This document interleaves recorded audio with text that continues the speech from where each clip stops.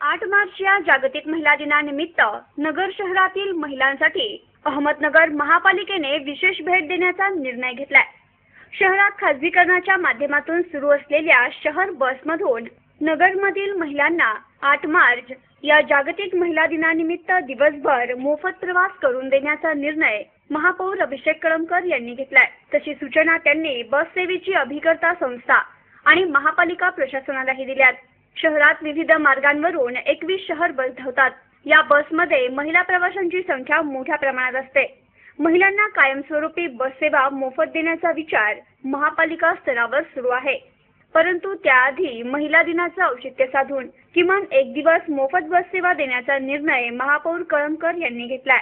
या बस सेवेबरोबरच महिलांना सिद्धिबागेतील जलतरण तलावात 8 मार्च रोजी सायंकाळी 5 ते 7 या वेळेत मोफत पोहण्याचा आनंद देखील घेता येईल, असं महापौर कळमकर यांनी सांगितलंय। महापालिकेच्या या निर्णयाचं महिला वर्गातून स्वागत होत आहे। LSS news Ahmednagar.